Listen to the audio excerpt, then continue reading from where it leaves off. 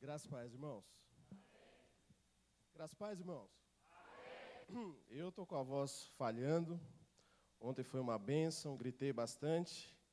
Pela graça de Deus estamos aqui. Irmãos, como é bom voltar para casa, viu? Vocês não têm ideia da alegria que nós estamos, eu, a Cris e o Luquinhas, estamos aqui hoje, podendo rever alguns e conhecer a maioria. Muita gente nova. Prazer, eu sou o Davi. Aquela moça linda lá atrás, barrigudinha, é minha esposa Cris. E nós fomos comissionados ao Ministério Missionário nessa igreja há um ano atrás. E faz um ano que nós estamos ali no sertão da Bahia, mais especificamente na cidade de Presidente Jânio Quadros, levando a palavra de Deus àquela comunidade. Uma cidade pequena, 12 mil habitantes, 3 mil ali na cidade, acho que 9 mil na zona rural, mais ou menos. E Deus tem nos abençoado ali, irmãos. Dia após dia, nós temos vivido aquilo que está escrito em Atos. Deus tem acrescentado aqueles que são salvos. Lá nós temos um projeto com o esporte. Eu dou aula de jiu-jitsu. O André não está aí não, né? Meu professor que me abençoou. E hoje, irmãos, nós estamos com 20 alunos adultos no jiu-jitsu. E ali, entre uma aula e outra, a gente fala do amor de Deus, fala de Jesus. E desses 20, eu tenho só 3 evangélicos, graças a Deus. E 17 que ainda não conhecem a Jesus. E no meio desses 17 irmãos, já me procuraram para pedir conselho sobre drogas. Já alguns abrem o coração para nós ali conversando. E Deus ele tem feito uma grande obra naquele lugar. Nem tudo são flores, como dizem, né? Temos tido lutas, tribulações, preocupações. Os últimos meses foram meses difíceis, meses complicados. Mas, irmãos, a fidelidade do Senhor é algo tremendo. Tremendo. Se sobrepõe a qualquer coisa. A Cris ali tem desenvolvido um trabalho com as crianças. A tia Cris ali, como é conhecida. Irmãos, tem sido fantástico. A cada semana, a Cris tem a oportunidade de estar com uma média ali de 40 crianças, compartilhando do amor de Deus com elas. Nesse um ano que nós estamos lá, nós chegamos na quarta-feira nós chegamos aqui. Há 3 semanas atrás, nós inauguramos uma igreja lá e emancipamos uma outra que nós começamos o trabalho quando ela estava pequena. Ou seja, em um ano nós começamos 2 igrejas ali. Uma já tem uma média de frequência todo final de semana entre 20 e 30 pessoas e a outra também 30 pessoas todo final de semana. E detalhe, irmãos, pessoas que aceitaram a Jesus, não pessoas que vieram de outras igrejas. Deus ele tem sido fiel, ele tem sido maravilhoso naquele lugar. Eu peço que vocês continuem orando por nós. Eu não trouxe muitas fotos hoje, eu não trouxe fotos, eu quero preparar um relatório, prestação de contas para vocês. E se o pastor permitir, daqui 2 domingos a gente apresenta uma coisa breve, para não tomar muito tempo. E Deus tem sido fiel, irmãos. Continuem orando.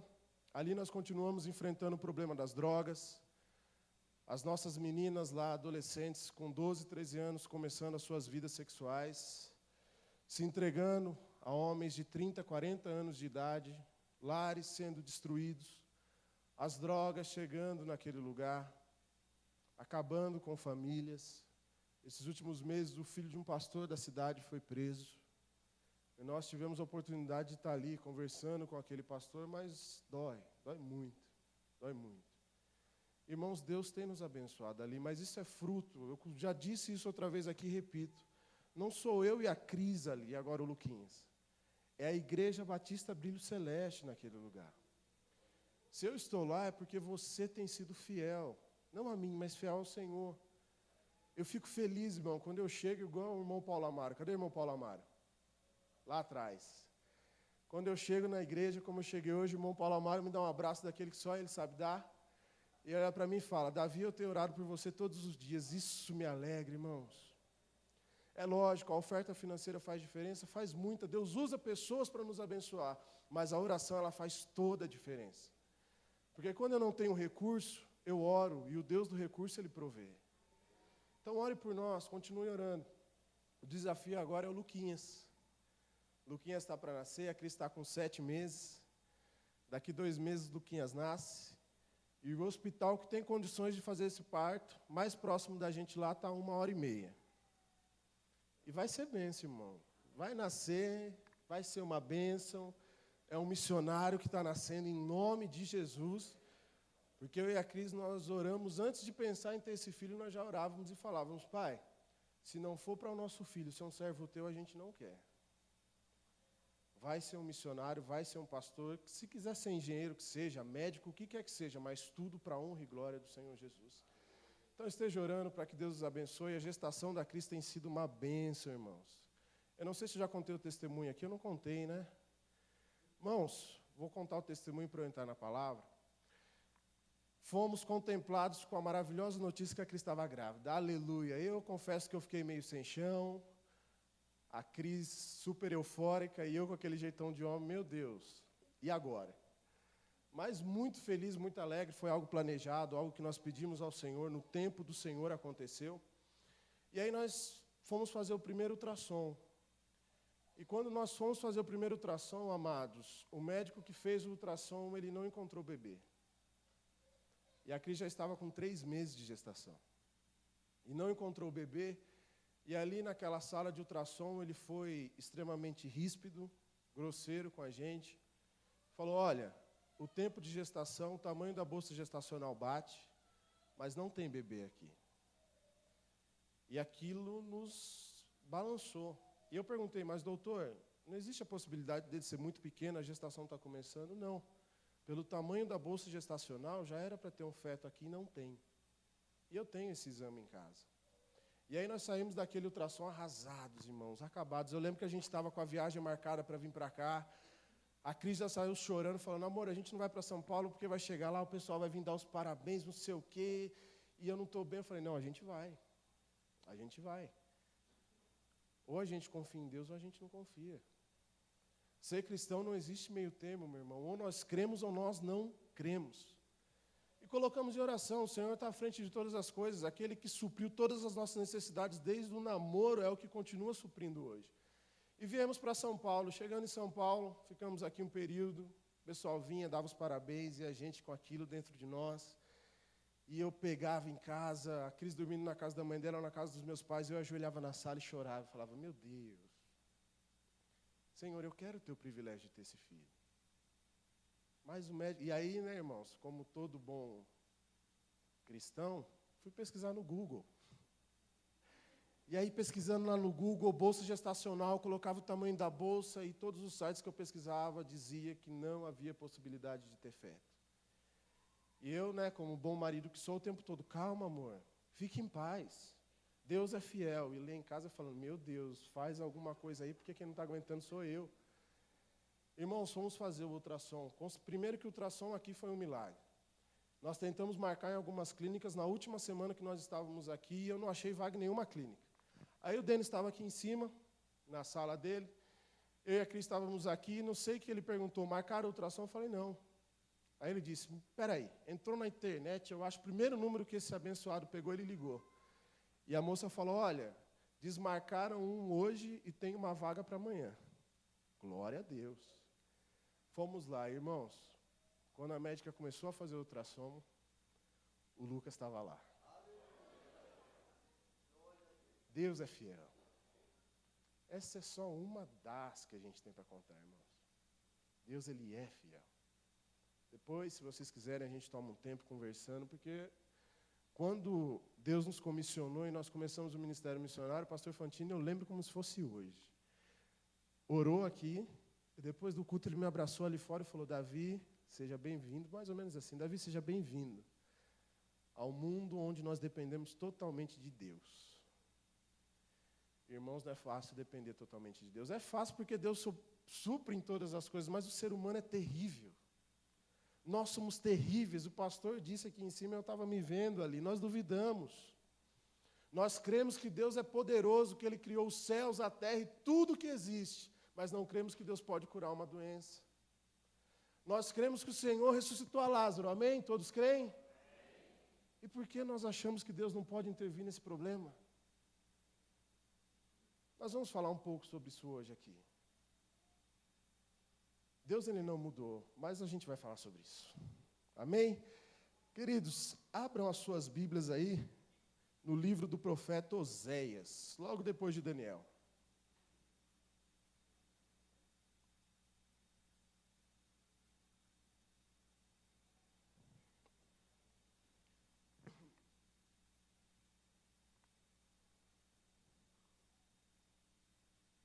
Oséias, nós iremos ler primeiro o capítulo 1, verso 2.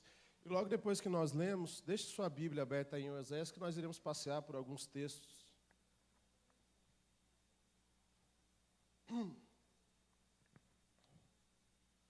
Oséias, um daqueles livros que é difícil achar, eu sei. Profetas menores, lá no finalzinho do Antigo Testamento, logo depois de Daniel. Quem achou diz amém? Quem não achou diz misericórdia. Foi glória, misericórdia, não sei o que aconteceu aí. Amados, nós iremos entrar agora no que para mim, isso é uma opinião pessoal, é o momento mais importante do culto. O momento do louvor é maravilhoso, nós entregamos aquilo que temos ao Senhor, o nosso louvor, demonstramos a nossa gratidão, louvamos, exaltamos ao nome dEle. Mas o momento da palavra é o momento onde o Deus, ao qual nós entregamos tudo que tínhamos até agora, fala conosco. E eu não encontro na Bíblia um momento sequer onde Deus tenha falado, onde Deus tenha interagido com o seu povo e algo não tenha acontecido. Ou seja, o momento da palavra é um momento de oportunidade. É um momento onde eu e você nós podemos ser transformados pelo Senhor, não por aquele que prega, porque nós não somos nada. Como nós dizemos lá na Bahia, eu sou comedor de farinha como você. Mas aquele Deus que me usa, que usa as pessoas que sobem nesse altar, Ele pode mudar a nossa vida. E a vida cristã, às vezes, a gente precisa parar, é igual carro. Deus nos abençoou com um carro novo, custou menos da metade do preço. Esse carro, ele tem pó nos lugares que eu nunca imaginei que poderia ter pó num carro, de tanto que a gente anda lá. Mas, de vez em quando, a gente tem que parar e fazer uma revisão para ver se está tudo no lugar. Nós viajamos 1.700 quilômetros com ele para cá, e antes de vir eu tive que dar uma parada, troca óleo, troca isso. Nós viajamos na terça, na sexta-feira furou um pneu, então vamos revisar os pneus. Detalhe, irmão, já furou o pneu 5 vezes nesses 4 meses que eu estou lá. Só a graça. Mas glória a Deus. E a vida cristã é assim também. Tem certos momentos, amados, que a gente está caminhando, a gente tem que parar e olhar um pouco para nós mesmos. E nos perguntar aonde eu tenho chegado. Como anda a minha vida com Deus. Para aqueles que têm ministério, ficam alerta. Às vezes as atribuições ministeriais tomam tanto o nosso tempo, tomam tanto a nossa mente, que a gente esquece da nossa vida com Deus. E eu falo isso por experiência própria. E aqueles que não têm ocupações ministeriais, às vezes as coisas da vida nos sufocam de tal maneira que a gente esquece de ver como está a nossa vida com Deus. E Deus hoje Ele quer tratar isso conosco. Hoje é dia de autoanálise. Através da vida do profeta Oséias, daquilo que Deus usou para transmitir a Israel, nós iremos ver como anda a nossa vida com Deus, a começar de mim. Parece clichê de pregador, mas é verdade, irmãos. Quem pega esse microfone para pregar só pode falar daquilo que tem vivido ou que tem lutado para viver. Então, antes dessa palavra ser transmitida a você, ela tem gerado algo em mim. Amém? Oséias capítulo 1, versículo 2, diz assim: Quando o Senhor começou a falar por meio de Oséias, disse-lhe: Vá, tome uma mulher adúltera e filhos da infidelidade, porque a nação é culpada do mais vergonhoso adultério, por afastar-se do Senhor. Mais uma vez, quando o Senhor começou a falar por meio de Oséias, disse-lhe: Vá, tome uma mulher adúltera e filhos da infidelidade, porque a nação é culpada do mais vergonhoso adultério, por afastar-se do Senhor. Feche seus olhos. Senhor Jesus, nós queremos agradecer, Pai. Nenhum de nós merecia estar aqui hoje, nenhum de nós. Mas a sua graça, ela nos alcançou essa manhã. O fôlego de vida, Senhor, ainda existe em nós e nós estamos aqui. Fala conosco, Jesus, que o Teu Espírito Santo, ele venha e nos convença, me convença daquilo que Tu tens para nós essa noite. Há um propósito na Tua palavra, há um propósito para esse culto, há um propósito para essa noite. Te pedimos, cumpra o Teu propósito aqui, Pai. Cumpra, Senhor. Que toda distração caia por terra. Nós confiamos os nossos problemas a Ti, porque sabemos que em Ti é a solução para toda e qualquer coisa. E Te pedimos, fala conosco essa noite. Oramos sempre no Teu nome, Jesus, crendo que o Senhor nos ouve e nos responde. Amém. Amém. Amados, Amados, quem foi o profeta Oséias? Oséias foi um profeta levantado por Deus num dos piores momentos do povo de Israel.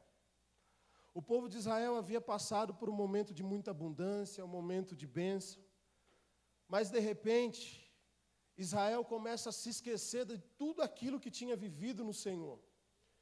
Economicamente, Israel começa a buscar recursos em nações pagãs.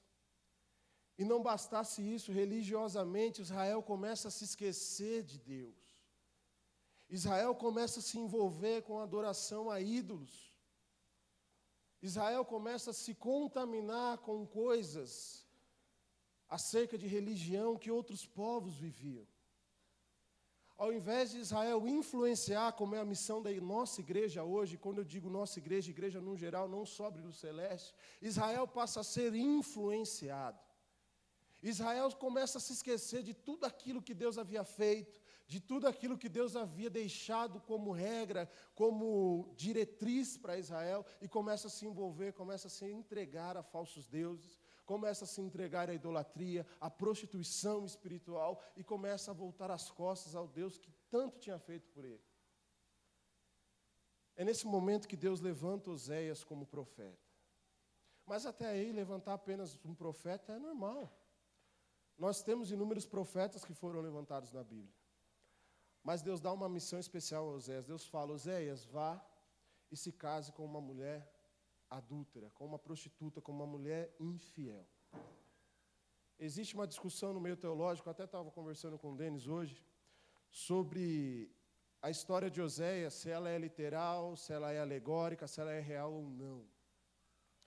Eu creio, pelo que eu estudei, pelo que eu li, que é real. E Oséias cumpre a ordem do Senhor e se casa com uma mulher adúltera, uma prostituta, uma mulher infiel. Não bastasse se casar com aquela mulher, Oséias se dedica a ela, Oséias faz tudo que está ao seu alcance por aquela mulher, mas aquela mulher se vira as costas para Oséias. Isso está registrado no livro de Oséias, leia na sua casa. Ela vira as costas para ele e volta para o mundo de prostituição, dizendo que no mundo de prostituição ela tinha muito mais do que casada com Oséias.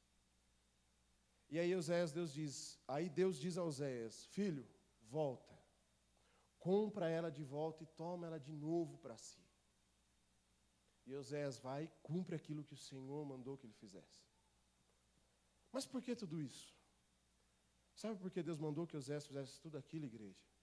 Porque Deus queria mostrar como o povo de Israel estava agindo em relação ao seu Pai, ao soberano Deus. Deus livra Israel do Egito.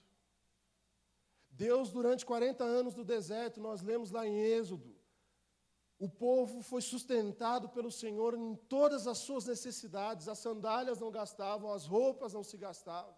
Quem dera fosse assim hoje, amém, pastor? Quem dera, Jesus Cristo. Eu que o diga, irmãos. Eu que o diga. As roupas não se gastavam, Deus mandava maná do céu. E aí o povo enjoado de maná, nós queremos carne, vai Deus, manda a carne do céu. Estamos com sede, Deus faz brotar água da rocha. E a Bíblia diz que durante o dia tinha uma nuvem que protegia o povo do sol e os guiava.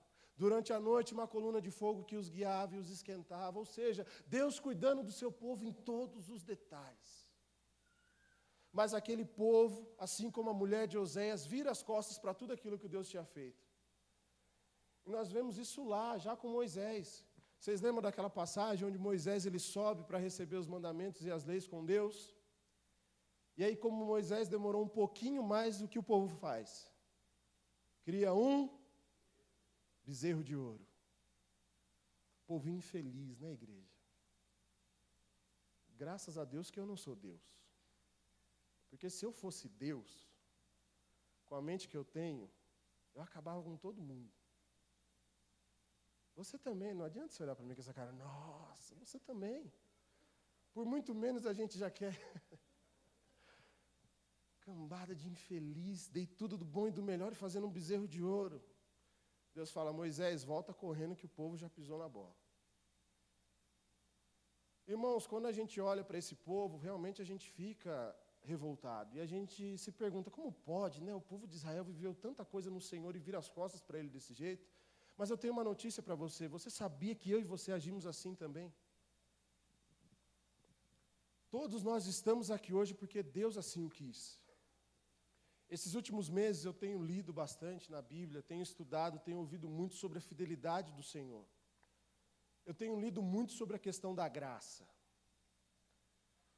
Tem alguém aqui que acha que merece algo do Senhor? Tem alguém aqui que se acha bom bastante para merecer tudo aquilo que Deus te tem feito? Irmão, eu tenho uma notícia para vocês. Ninguém aqui é merecedor de nada. Deus ele tem feito tanto por nós, e quantas vezes nós, assim como o povo de Israel virou as costas para Ele, como a mulher de Oséias preferiu outras coisas além dali, do lado, seu marido que o cuidava, que dava segurança, nós também viramos as costas para Deus. E até mesmo você que está aqui essa noite, que ainda não entregou a sua vida a Jesus. Aí no mundo, as pessoas que ainda não têm Jesus costumam dizer, né, Deus cuida, Deus é meu pai, Deus isso, Deus aquilo, mas como anda a sua vida com Deus? Você ainda não entregou a sua vida a Jesus, mas como anda a sua vida com Ele? E tem algumas coisas que eu quero pensar com você essa noite. Algumas coisas que nós precisamos aprender. Mas o maravilhoso, irmãos, é que a história não acaba quando a esposa de Oséias se prostitui, quando o povo vira as costas para Deus. Porque se tem uma coisa que é inegável, é que Deus é misericordioso. Romanos capítulo 5, versículo 8 diz: nisto conhecemos o amor de Deus, tendo Jesus morrido por nós. Acaba aí o versículo. Quando ainda éramos pecadores. Sabe o que significa isso, irmãos? Eu estava lendo esse versículo em casa, orando, dando uma meditada, estudando sobre ele. É muito fácil, muito bonito, quando nós imaginamos que Jesus ele morreu naquela cruz, vendo Davi que ia estar de terno e gravata pregando num púlpito. Inclusive em Romanos capítulo 5, Paulo, Deus através do apóstolo Paulo diz, pode ser que alguém por um justo até entregue um filho seu. Ou seja, irmãos, se Deus me visse aqui restaurado, transformado, livre de tudo aquilo que não presta, pregando, talvez fosse até mais fácil. Mas Romanos 5,8 diz que Ele morreu quando ainda éramos pecadores. Ou seja, Jesus naquela cruz não nos via restaurado, porque foi o nosso pecado que o levou para a cruz. Jesus na cruz, Ele viu Davi mentiroso. Jesus na cruz, ele via a Cris que pisava na bola. Jesus na cruz viu o Denis que não presta. Ele presta, é meu irmão, amo demais. Não presta no bom sentido, viu, irmãos? Não sei se dá para imaginar isso. Mas Jesus, ele viu os nossos pecados. É lógico, o propósito final era a rendição, era remissão dos pecados. Era a restauração, mas foram os nossos pecados que levaram Jesus para a cruz. Ou seja, Romanos 8 diz algo que é verdadeiro. Nada pode nos separar do amor de Deus. Nada. Porque mesmo quando éramos pecadores, Ele se entregou na cruz. Nada pode nos afastar do amor de Deus. E queridos, Deus, ao povo de Israel, mesmo um povo que se prostituiu, um povo que pisou na bola, um povo que fez uma coisa terrível, que foi se esquecer de Deus, se prostrar para outros deuses, Deus, Ele dá uma segunda chance àquele povo. Deus, Ele abre uma porta, e uma porta chamada arrependimento. E a gente vai falar um pouco sobre isso essa noite. E eu quero começar esse momento de reflexão com você, fazendo uma pergunta. Diante de tudo aquilo que Deus fez, faz, e que eu e você esperamos que Ele vai fazer, porque quem espera algo de Deus aqui? Eu espero. Diante desses três momentos, o que Ele fez, o que Ele faz, o que Ele irá fazer, como eu e você temos correspondido a isso? Como nós temos correspondido a um amor tão grande? Como eu e você temos nos portado para com Deus, sabendo que esse Deus fez algo que eu e você não faríamos? Irmãos, meu filho nem nasceu. Eu já amo esse menino, meu Senhor amado. Eu não sei se vai ser jogador de futebol, eu queria que fosse atleta igual o pai, mas gosta de chutar. Gosta, irmãos. Na hora que eu estou sentado na sala, a Cris, amor, olha, dá para ver a barriguinha. Quem é pai já sabe o que é isso, né? Dá para ver a barriguinha fazendo assim, irmãos, aquilo emociona demais, meu Deus do céu. Só que, irmão, se eu tivesse que dar o meu filho para que alguém não fosse para o inferno, isso me faria pensar. Me faria pensar.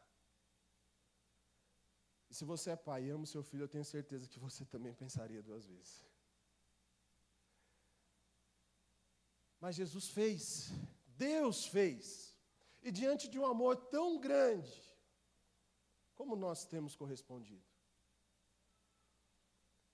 Eu fico vendo aí fora, a gente tem visto isso muito lá para os lados da Bahia, eu acho que só tem lá, não tem muito para cá não. Mas o povo tem tentado agradar a Deus com tanta coisa. E mega eventos, e shows, e tanta coisa, irmãos. Mas hoje eu quero, à luz da palavra, te ensinar o que eu tenho aprendido, que agradar ao Senhor é mais simples do que a gente imagina. Por que Jesus não foi aceito pelos judeus? Um dos motivos, porque os judeus esperavam que o Messias fosse alguém que viesse cheio de pompa, fosse alguém que viesse de uma família nobre, fosse um guerreiro, um general. E Jesus veio como? Humilde, manso. Agradar a Deus é do mesmo jeito, não precisa de muita coisa. Não é de fora para dentro, mas são atitudes de dentro para fora.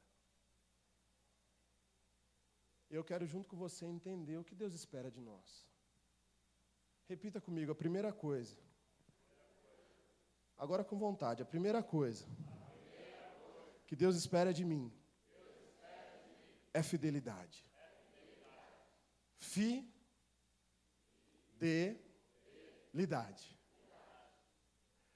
Oséias capítulo 13. Pula aí para o capítulo 13.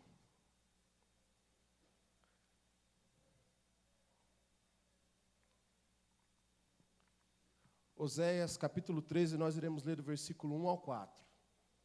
Então, queridos, eu falo a primeira, mas não por ordem de importância, amém? É só para nós nos organizarmos, mas tudo que nós iremos tratar aqui caminham juntos, um não existe sem o outro.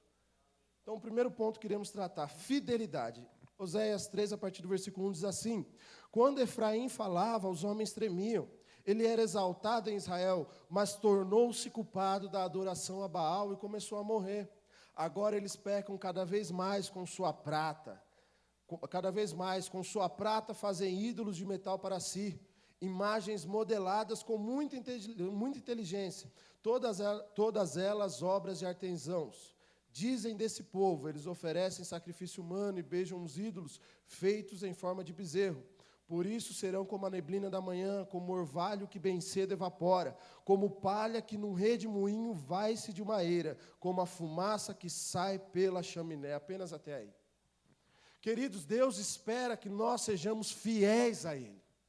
Nós acabamos de ler, olha, Efraim, quando falava, todos tremiam, ele tinha autoridade, mas ele esqueceu de mim e começou a adorar outros deuses. O povo se esqueceu de mim e começou a criar ídolos de prata. Nós precisamos entender como cristãos, como igreja, que idolatria vai além de imagens ou de religião. Nós temos os nossos ídolos, irmãos. Nós temos os nossos ídolos. Pergunto para você, até onde vai a sua fidelidade a Deus? O pastor estava falando aqui sobre a questão do ser bem, do estar bem, ou não estar bem, mas crer, confiar em Deus. Irmãos, muito de nós são idólatras. Deus espera que nós sejamos fiéis, mas que tipo de fidelidade? Tem uma história, eu falo história, mas um registro da Bíblia que me chama muita atenção. E cada vez que eu falo de fidelidade, eu gosto de citar ele. Daniel capítulo 3. A história de 3 peões. Sadraque e Abidnego. O nome dos 3, Ananias, Misael e Azarias. Um bom nome para o filho, né? Né, amor? Esses 3 homens, no reinado de Nabucodonosor, foram confrontados. Nabucodonosor, ele cria uma imagem de si próprio de ouro e fala, olha, cada vez que as trombetas tocarem, vocês têm que se ajoelhar e adorar a estátua. E ele faz lá a estátua e aquele ritual, aquele rito começa. E os três não fazem. E aí uns infelizes usados por Satanás chegam lá no rei e falam, ó, rei, tem uns peão aí que não estão se curvando diante da estátua. E o rei fala, chama os três aqui. E chegam aqueles três homens, eu consigo imaginar os três chegando de peito aberto, ou talvez suando frio, de cabeça baixada. Eu não sei. Mas chegando diante do rei, irmão, sabe o que me chama a atenção? O rei não manda direto para a fornalha. O rei, ele dá opção. O rei, ele fala, olha, as trombetas vão tocar. E quando elas tocarem, vocês têm a oportunidade de se curvar agora. E se curvando, vocês não vão morrer queimados na fornalha. E aí, queridos, eles fazem uma declaração que para mim é maravilhosa, irmãos. Um dos três diz, olha, rei, nós não iremos nos curvar, porque nós adoramos a um único Deus. E se ele quiser, ele irá nos livrar da fornalha. E aí continua a declaração, mas se ele não quiser, nós não nos prostraremos a ti. Ou seja, dentro ou fora da fornalha, rei, nós somos fiéis. Esse tipo de fidelidade que Deus espera. Irmãos, nós vivemos num mundo onde cada vez mais nós somos empurrados e incentivados, influenciados a sermos infiéis a Deus. Eu saí do mundo corporativo há 1 ano, graças a Deus, e entrei no ministerial. É mais corrida, é mais puxada, é mais responsabilidade, mas eu já não aguentava mais aquilo. Irmãos, quem está no mundo corporativo sabe como é. Eu lembro de uma vez, eu era responsável por um determinado setor e eu tinha que fazer algumas coisas ali naquele setor. Eu já estava na minha casa descansando, de repente tocou meu telefone e era um dos nossos clientes, um cliente grande, uma multinacional, perguntando se nós não íamos cumprir com um acordo que o dono da empresa em que eu trabalhava havia firmado com eles. Irmãos, não tinha como cumprir aquilo ali, porque era uma questão de lógica. Nós trabalhávamos com transporte e não tinha nenhum veículo para mandar para lá, não tinha. E eu fui sincero, eu falei, não temos veículos, irmãos. A nossa empresa, na época, foi bloqueada, nós ficamos sem poder transportar para esse cliente, quase perdemos o cliente, foi um rebu abençoado. Só que o engraçado é que o outro dia, no dia seguinte, não podia ser diferente, né? Eu fui chamado para a sala do chefe. Davi, o que você fez? Você é louco, não sei o quê, tal. Gente, eu ia fazer o quê? Não, você tinha que ter não sei o quê. Gente, eu ia fazer o quê? Não, Davi, não sei o quê. E aí, irmãos, eu fui tomado de uma ira santa. Eu falei, vocês queriam que eu tivesse mentido? E foi interessante, porque eram 2 pastores que estavam conversando comigo. E eles pararam, um olhou para o outro, deram um sorriso sarcástico. Tá bom, Davi, pode ir. Irmãos, seja fiel a Deus. Seja fiel a Deus. É incrível como nós, às vezes, no decorrer da vida, achamos que um chefe, um líder, ele pode decidir alguma coisa nas nossas vidas. Amados, quando nós entregamos a nossa vida a Jesus, quando nós levantamos a mão e falamos, Senhor, cuida da minha vida, Ele se tornou o Senhor de tudo. Não existe meio termo, ou a minha vida ela pertence toda ao Senhor ou não pertence. Ó, a fornalha está acesa, vai aquecer 7 vezes mais, pode botar fogo. Não tem problema, se você quer eu tampo o nariz e me jogo dentro. Se for para morrer, eu morro, irmãos. Para quem é cristão, viver é Cristo e morrer é lucro. Mas sabe o que é maravilhoso, irmãos? Quando nós somos fiéis, quando somos e vivemos uma vida de fidelidade com Deus, é dentro da fornalha que o Senhor se revela a nós. É dentro da fornalha, irmãos, porque o rei, ele chama um dos seus liderados e fala, olha, nós não jogamos 3 homens lá dentro? É, rei, foram 3, mas eu estou vendo 4. E um é diferente, irmãos, conosco não é diferente. Não é o seu chefe quem decide o seu futuro dentro da empresa. Seja fiel a Deus. Mas, Davi, você não sabe como está o mundo corporativo, só tem espaço para os que são mais aguerridos, só tem... Irmãos, não interessa o que o mundo diz, eu ainda vivo a palavra. O mundo só tende a piorar a igreja. Eu sei que não parece, mas eu tenho só 29 aninhos. Sei que parece que tem menos. Eu não vou fazer ninguém mentir aqui, irmãos. Esse negócio de idade é meio traumatizante. Lá na Bahia já me deram 40, pastor. Infeliz. Inclusive, a pessoa que falou isso, eu virei para ela e falei, irmão, deixa Deus te usar, não o inimigo. Irmãos, eu tenho 29 anos de idade. É incrível como o mundo piorou nesse período de tempo. E é incrível como cada ano que passa parece que a coisa tende a piorar mais. E se eu e você não nos levantarmos como um povo fiel em meio a uma comunidade infiel, nós não poderemos declarar que somos igreja, povo santo escolhido por Deus. Queridos, não tenha medo de ser fiel ao Senhor. Não tenha medo de ser fiel a Deus. A fornalha está acesa, ajuda a jogar lenha dentro. Pode esquentar. Mas, Davi, você pode perder o emprego, não tem problema, eu tenho um Deus que me sustenta. O salmista disse o quê, irmãos? Hoje a gente vive... Não, o salmista não disse isso, tá? A gente vive uma época, no mundo, principalmente no Brasil, onde a gente tem... Fico triste. O apóstolo Paulo, ele disse, olha, uns pregam por isso, outros pregam por aquilo, o importante é que Jesus seja pregado, mas eu fico triste em ver como pessoas têm usado o nome de Jesus para barganhar as coisas. E as pessoas têm pregado um Jesus que eu não conheço. Aceite a Jesus e a sua vida será maravilhosa. Faça a campanha de não sei o que pela sua casa. Eu não conheço esse Jesus. Eu conheço um Jesus que disse, filhos, no mundo vocês terão aflição. Mas tenham bom, porque o mundo já está vencido. Esse Jesus eu conheço. E as pessoas têm buscado unção de prosperidade, prosperidade, o ter, e o ter, e o ter, e o ter. Tem uma oração na Bíblia, eu não me recordo a referência, mas é maravilhosa, a oração de Agur. Se o pastor lembrar, me fala a referência, pastor. Provérbios 30, se eu não me engano. O pastor vai confirmar aqui. Provérbios 30, se eu não me engano, a oração de Agur, ele fala, Pai, não me dê muito, para que eu não me ensoberbeça e não me afaste de Ti. Mas também, Senhor, não me deixe faltar nada, para que não tendo dentro da minha casa eu tenha que me roubar e me afaste de Ti. Ou seja, Agur diz o seguinte, Pai, me dá o suficiente. Me dá o que eu estou preparado para ter.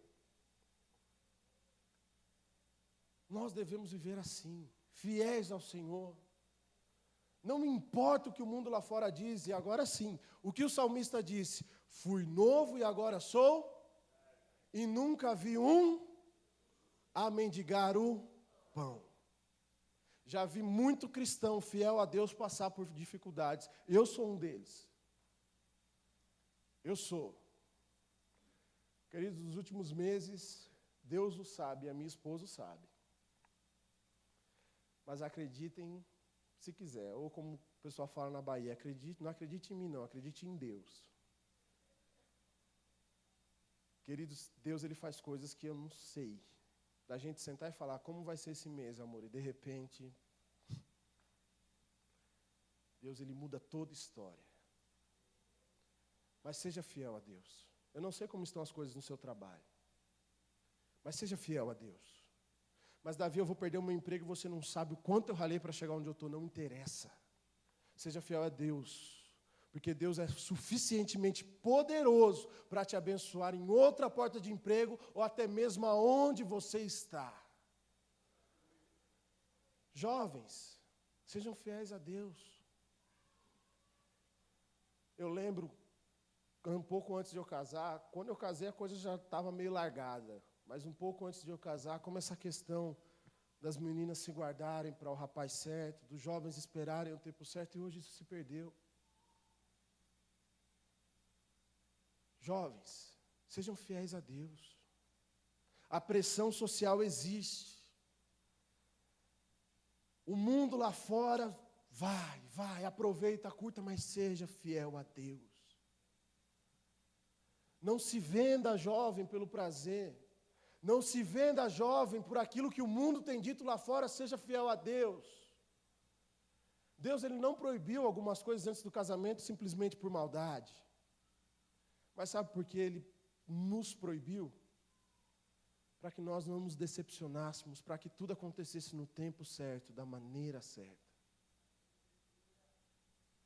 Eu fui fiel até o fim, consegui ser fiel com a minha esposa, mas antes disso eu fiz o que não deveria. E me arrependo. Me arrependo. Então, se você tem essa oportunidade, jovem, seja fiel a Deus. Mas Davi, vão rir de mim, mais vale ser amigo de Deus do que amigo do mundo.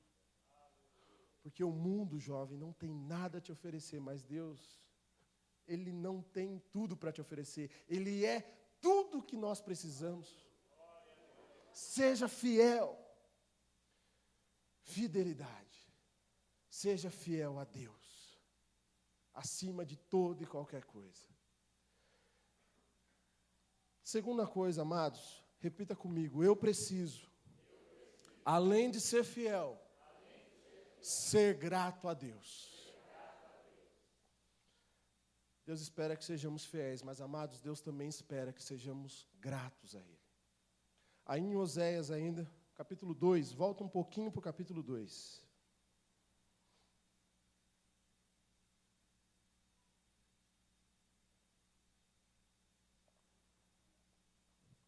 Oséias, capítulo 2, a partir do versículo 5. Diz assim: a mãe deles foi infiel, engravidou deles e está coberta de vergonha. Pois ela disse: irei atrás dos meus amantes, que me dão comida, água, lã, linho, azeite e bebida. Por isso bloquearei o seu caminho com espinheiros, eu a cercarei de tal modo que ela não poderá encontrar o seu caminho. Ela correrá atrás dos seus amantes, mas não os alcançará. Procurará por eles, mas não os encontrará. Então ela dirá: voltarei a estar com o meu marido como no início, pois eu estava bem melhor do que agora. Ela não reconheceu que fui eu quem lhe deu o trigo, o vinho e o azeite, quem a cobriu de ouro e de prata, que depois usaram para Baal. Um pouco mais para frente, agora vamos para o capítulo 13.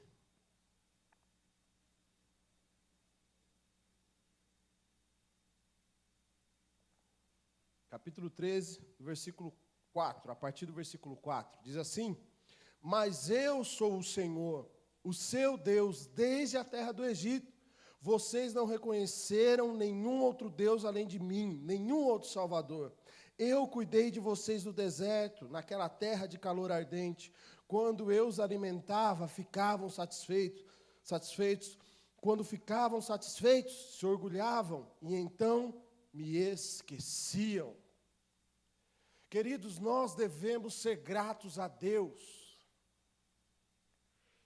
Quem aqui já sofreu com ingratidão na vida? Levanta a mão. É ruim. Não é ruim, irmãos? Agora imagine o Senhor. Nós talvez tenhamos feito um favor, tenhamos aberto a porta da nossa casa para receber alguém, tenhamos abençoado alguém. E aí aquela pessoa talvez tenha virado as costas, tenha feito algo que nos desagradou. E nós nos sentimos mal. E agora Deus, que não fez alguma coisa por nós, Ele fez tudo. E o interessante é que, como nós lemos, o que o próprio Deus fala acerca do povo: olha, vocês estavam com fome, eu mandava alimento para vocês. Mas aí vocês comiam e o que acontecia? Ficavam satisfeitos e então Ou seja, quantos de nós só lembramos do Senhor quando precisamos? E esquecemos de tudo aquilo que o Senhor já nos fez. Se eu perguntar aqui quem tem um milagre para contar, daqueles que são cristãos, eu acredito que todos vão levantar a mão. Seja grata ao Senhor, amado. Seja grato a Deus pelas mínimas coisas. Talvez você hoje queira comer filé mignon, mas só deu para comprar alcatra. É inferior, né, pastor? O senhor que manja. É bom? Alcatra é bom? Alcatra é bom? Manjo de carne, hein, irmãos? Manjo. Tá, vou usar uma experiência minha. Você quer comer filé mignon, mas só tem sarapatel, que eu tive que experimentar lá. Irmãos, que luta, viu? Mas Deus é bom. Deus é bom. É cada uma no campo missionário, irmãos. Mas é bênção. Se precisar comer sarapatel para ganhar uma alma, a gente come e ainda lambe os beiços, né? Bênção. Eu quero filé mignon, mas só tem sarapatel. Glória a Deus, porque eu tenho sarapatel. Bendiga minha alma ao Senhor e não se esqueça de nenhum dos seus feitos. Amados, gratidão, ela deve ser demonstrada. Quer um conselho prático? Nas suas orações, ao invés de começar pedindo, comece agradecendo. Senhor, obrigado por tudo. Obrigado pelo fôlego de vida. Obrigado, Senhor, porque tantas pessoas que hoje gostariam de estar aqui não têm essa oportunidade. Irmãos, como o pastor falou aqui de experiências pessoais, são incríveis as experiências que eu e a Cris temos nos agregado para as nossas vidas. Muitas pessoas esperam experiências sobrenaturais e eu espero e vou vivê-las.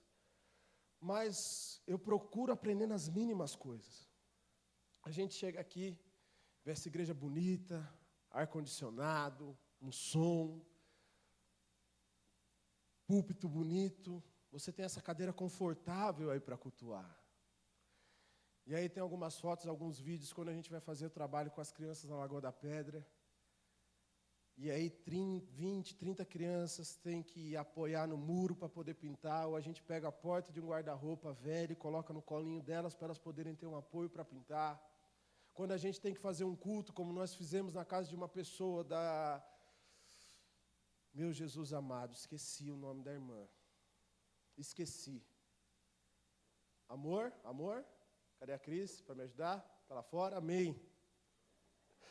Nós vamos fazer o culto na casa de uma família, eles são em 10 pessoas e passam uma situação de miséria, extrema pobreza. E não tem luz lá. E aí o que nós fizemos? Paramos os carros de frente, ligamos o farol e culto. E foi uma bênção. Agradeça a Deus pelas mínimas coisas, meu irmão. Ah, Davi, mas eu já repeti a mesma roupa 2 vezes no mês para ir na igreja. E tem gente que reclama, estou falando alguma besteira? Se eu tiver, o pastor pode me corrigir aqui. Deve. Irmão, dê graças a Deus porque você tem 2 trocas de roupa. Teve uma vez lá, nós fizemos a noite da pizza. Lá na igreja, que nós ajudamos. E aí o que nós fizemos, irmãos? Uma coisa que eu aprendi lá, quer fazer, faça com excelência. Não faça de qualquer jeito, porque nós somos representantes do reino de Deus. E Deus por nós, Ele não faz nada de qualquer jeito. Isso eu aprendi. Comecei aqui e fui tomar vergonha na cara lá. E aí, vamos fazer a noite da pizza? Vamos. Aí arrumamos umas mesas redondas, colocamos, arrumamos, e os irmãos foram de camiseta branca e gravata borboleta, porque eram os garçons. Se é para fazer, vamos fazer direito. Eu era o único diferente porque eu era o gerente. Eu era o gerente, alguém precisava tocar aquele negócio. E aí fizemos, irmãos, isso foi no domingo, a noite da pizza, sábado, tá nós lá fazendo massa de pizza e tal. E trouxemos todas as crianças da Lagoa da Pedra, as famílias, para a noite da pizza. Irmãos, pessoas com 30, 35 anos de idade que nunca tinham comido pizza na vida. E aí eu fico vendo, eu e minha mulher, né? Tem vezes que um olha para o outro, vamos pedir uma pizza hoje? Ah, não quero. Ou se não, amor, não tem janta, vamos pedir uma pizza? Ah, isso ela falando para mim, tá? Ah, não quero pizza. Irmãos, glória a Deus, porque nós temos condição de comer uma pizza.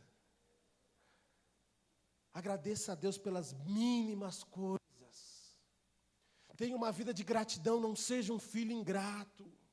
E quando você achar que não tem motivos para agradecer, olha para a cruz. Olha para a cruz, porque, irmãos, mesmo que nos falte tudo, não tenho comida, não tenho roupa, não tenho nada, mas eu tenho um Deus que morreu por mim e me deu a esperança da salvação. Aleluia! Glória a Deus! Eu sou grato a Deus acima de toda e qualquer coisa por isso. Se for para eu ir para o céu, irmão, usando a mesma roupa, glória a Deus, o que é importante é eu estar lá. Não vou usar roupa lá mesmo. Não vou levar nada daqui. Nada. Inclusive, cuidado para aqueles que querem agregar muita coisa. Cuidado, irmãos. Se vocês quiserem, não deixem um documento assinado. Em caso de arrebatamento, fica com as minhas coisas, não tem problema. Querido, seja grato a Deus. Seja grato a Deus pela sua família. Mas, Davi, a minha família é uma encrenca. Mas você tem. Você tem alguém por quem orar. Nós temos acompanhado pessoas, semana passada, visitamos uma família. Graças a Deus o pai apareceu, mas uma mãe com 3 filhos, um dos filhos com uma doença grave. E o marido tinha fugido. Irmãos, isso não é exceção não, acontece muito lá. A família começa a aumentar, os problemas começam a aumentar, o marido não sabe o que fazer, faz o quê? Toca para São Paulo. Filhos que crescem sem conhecer o pai. Filhos que crescem sem conhecer a mãe. Então a sua família é problemática, agradeça a Deus porque você sabe por quem orar. Agradeça a Deus porque você tem alguém por quem orar. Nós devemos ser gratos a Deus. Eu vou dar uma acelerada que se eu começar a falar aqui não acaba hoje. Aprendi com o pastor Fantini, né, pastor? O pastor puxou tanto a minha orelha. Repita comigo, eu preciso ser fiel, grato e constante.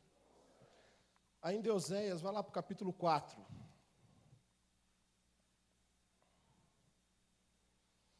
Capítulo 4, versículo...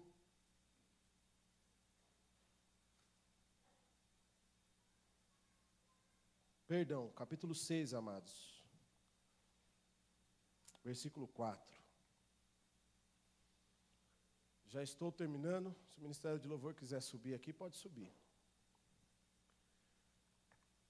Provérbios, capítulo 6, verso 4, diz assim: Que posso fazer com você, Efraim? Que posso fazer com você, Judá? Seu amor é como a neblina da manhã, como o primeiro orvalho, que logo evapora. Queridos, Deus espera que sejamos fiéis, que sejamos agradecidos, mas nós também precisamos ser constantes com o Senhor. Irmãos, as coisas que acontecem à nossa volta são constantes? Não. A gente não sabe o que vai acontecer amanhã. Hoje estamos bem, amanhã uma enfermidade bate à nossa porta e muda toda a nossa história. Mas aprenda algo. As coisas à minha volta mudam. Mas a minha fé no Deus que tudo fez e que tudo é, ela continua sendo a mesma. Eu estava bem hoje, a enfermidade bateu na minha porta, eu estou numa cama, eu estou paralítico, eu estou inválido, mas a minha fé continua a mesma. Eu sou constante, porque lá em Hebreus 13:8 diz que Jesus foi o mesmo ontem, é hoje, será eternamente. No Senhor não há sombra de variação.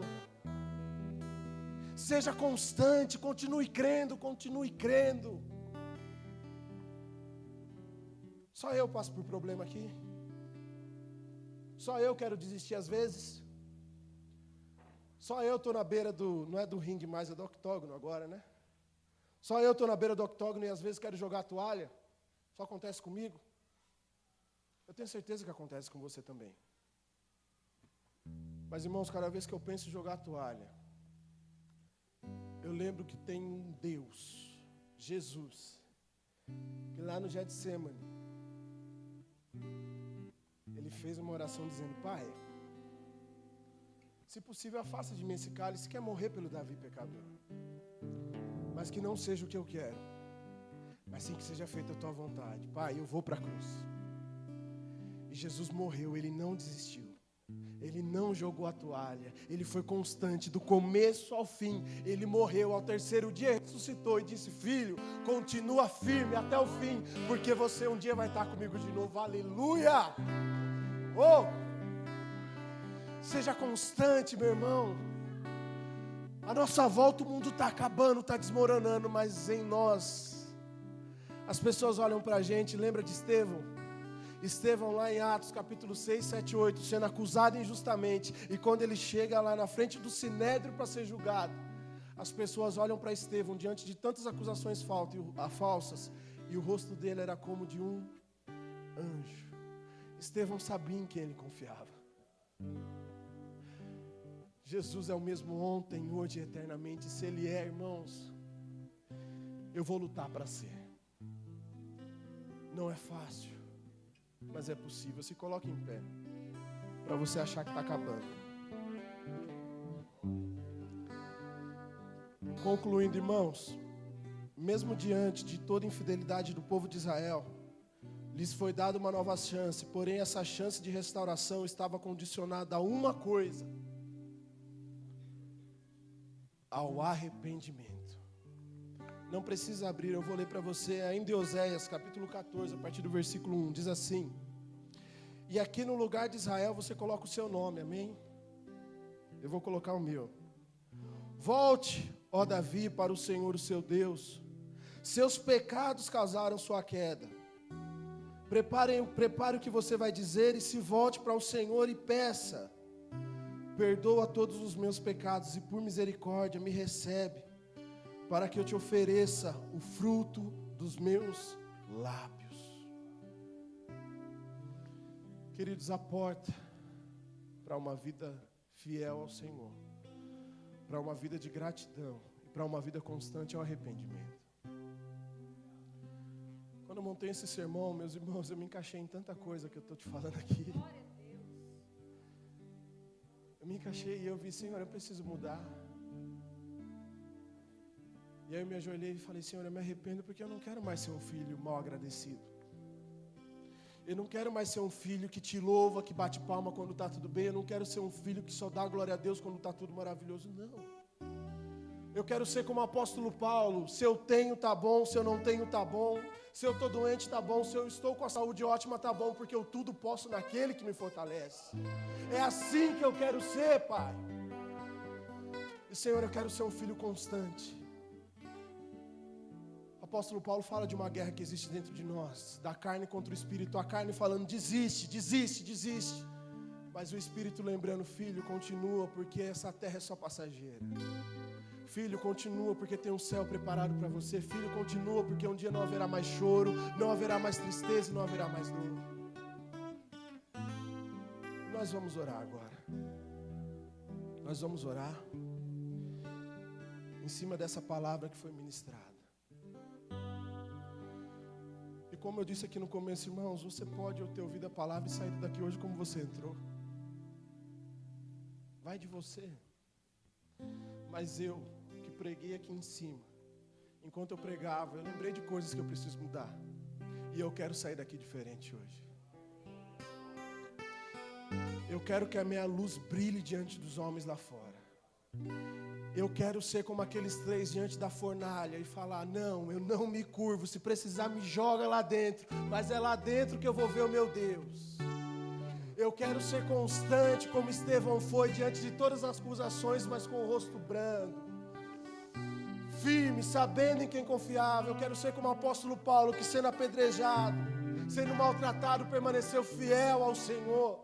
Eu quero ser como a igreja lá de Atos, que era perseguida, mas quanto mais era perseguida, mais fiel era a Deus. Aleluia. Nós vamos orar agora, e aí no seu lugar, ore. Faça aquilo que eu não posso fazer por você, fale com Deus. E se há algo que você precisa mudar do que foi dito aqui, se você tem sido fiel, ingrato, inconstante, o Espírito Santo, ele é poderoso para mudar a sua história hoje. Ele, não eu, não o pastor, mas o Espírito Santo. Porque não é fácil ser fiel, não é fácil ser constante, não é fácil ser grato quando as coisas não vão bem. Mas o Senhor nos fortalece, igreja. O Senhor faz com que essas coisas sejam possíveis. Aleluia. Vamos orar. Senhor Jesus, nós te agradecemos, Pai. Aleluia. Aleluia. Obrigado pela presença do Teu Espírito Santo em nosso meio, Deus. Senhor, nós queremos ser fiéis, Jesus. Nós queremos ser constantes, Pai. Nós queremos ser gratos por tudo, Senhor. Nos ajuda, Pai. Nos ajuda, Senhor, a sermos fiéis, constantes e agradecidos. As lutas, elas não param, Jesus, mas o Senhor nos fortalece. É o Senhor quem vai à frente. É o Senhor quem nos guarda. É o Senhor, Pai, quem nos faz sermos vitoriosos, Deus. Jesus, eu te peço, se tem alguém aqui que tem, Pai, estado fraco, e essa fraqueza, os problemas da vida, Pai, tem trazido ingratidão.